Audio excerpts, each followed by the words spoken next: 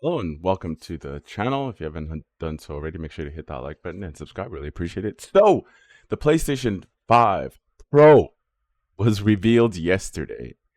And these are just some of the reactions that we're going to go through and check it out, what people have to say. A lot of people, well, there's like a mixed reactions of gamers.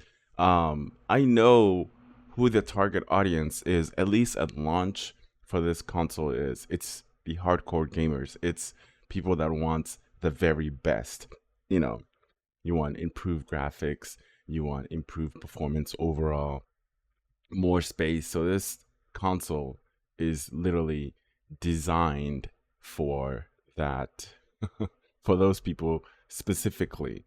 The hardcore gamers, the people that it's not gonna bat an eye paying $700 for this console. And let's be honest, the physical market hasn't been really strong comparing to digital copies, and Sony makes way more money with those digital copies of games instead of shipping out a physical copy. Because if they ship out a physical copy, then you have to go to making the game on a disc, which doesn't cost very much, and then using the materials for the box and then shipping it out to your retail partners, whether it's Target, Best Buy, Walmart, etc. They also get a percentage of the sales of that game. But when they sell it digitally, they make in way more money. So this digital version makes sense, but I don't agree with it because for me, I feel like this is a shakedown, y'all. They're not giving you anything. Like I talked about in depth in my other video, where if you add the disk drive, that's $80. Then you add the stand, that's another $30. And we're not even taking the PlayStation 5 subscription into this factor because the PlayStation 5 subscription or PS subscription is $80. So if you take all that in, you're looking at almost $900.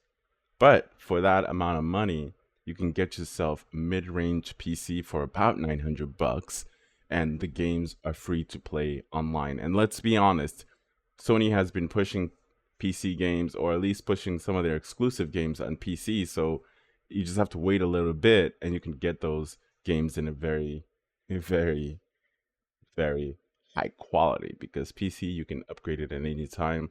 The consoles was always that part where people couldn't afford, high powered PCs. You get a console because the price is usually cheaper. But now the price is literally getting up there that you have to decide for yourself. But let's go into some of the reactions on Twitter and some of these on the YouTube as well too. Some of the titles are pretty wild.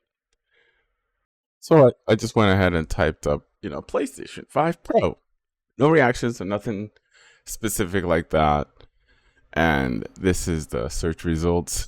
PlayStation 5, somebody crossed it out and said PlayStation 6. Sony is testing PS6 prices. The PlayStation 5 Pro is a scam. Fuck the gamers react to PlayStation 5 Pro, and it's not good. This might backfire at Sony. I got my boy. Some ordinary gamer says PS5 Pro is not worth it for $700, and I agree, 100%, because it's baffling. So about the PS5 Pro, starting at $700. This is, man, and here we are in the land of Twitter, formerly known as Twitter. The past 3 weeks for PlayStation in a nutshell. We're so back because they literally went from Concord, which was an epic fail, huge epic fail.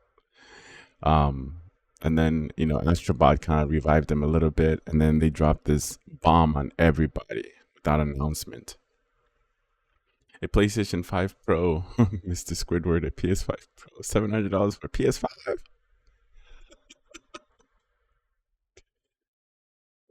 Woo-wee. So, in other countries, if you convert the £700 that they're asking, it's $914 for the Euro version. Holy shit, that's a lot of money. PlayStation fans looking at Xbox right now. Oh, come on, let's be honest. People that buy PS5s or Sony fanboys, They don't really give a shit about the Xbox. They don't give a shit about that.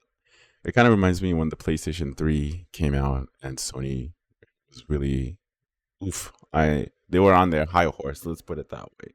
Because the PlayStation 2 at the time was very, very successful for them. They sold a shit ton of them. So going to the PlayStation 3, they went ahead and priced it extremely high and it backfired on them huge. And, they ended up making a comeback later on within that generations. But the PlayStation 4 really nailed it. And the PS5 is an amazing console, but the PS5 Pro, for just, minor upgrades, at least it's not a huge it's not like something groundbreaking, but they're asking an extra $200 and they're not even giving you the disc drive and they're not even giving you the stupid stand. $100 disc drive reader, it's $80. But depending on the country you're in, more expensive controllers. Oh yeah, that's right. On top of all that, the PS5 DualSense has gone up in price as well too, which is nuts. It went up $5, but that's not the point. $5 is still $5.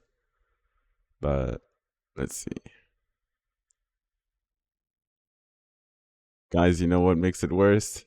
2016, the PS4 Pro was €350, and now in 2024, the PS5 Pro is $700. Dang it! That's double. So it's really not going very well for Sony. Let's go see what the how much they're getting ratioed, because last time I looked, some people are happy about it and some people are not.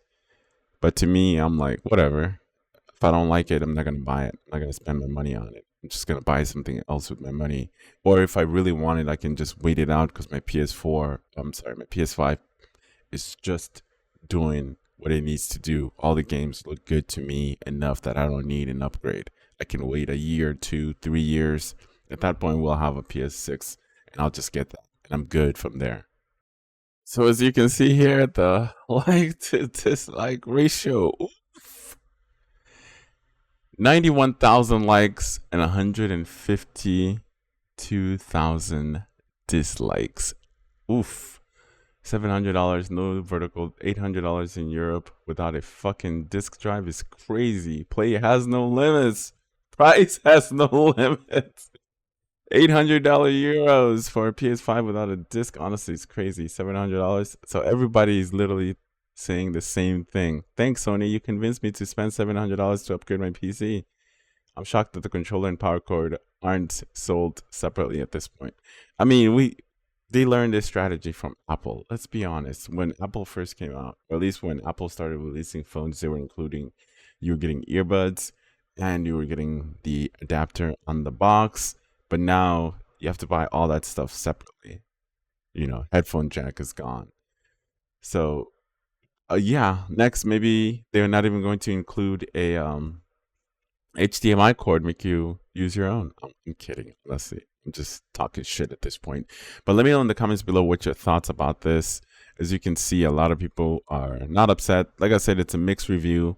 91 to 152. That's just how it is. Let me know in the comments. As always, make sure to like, subscribe. I'll see you in the next one.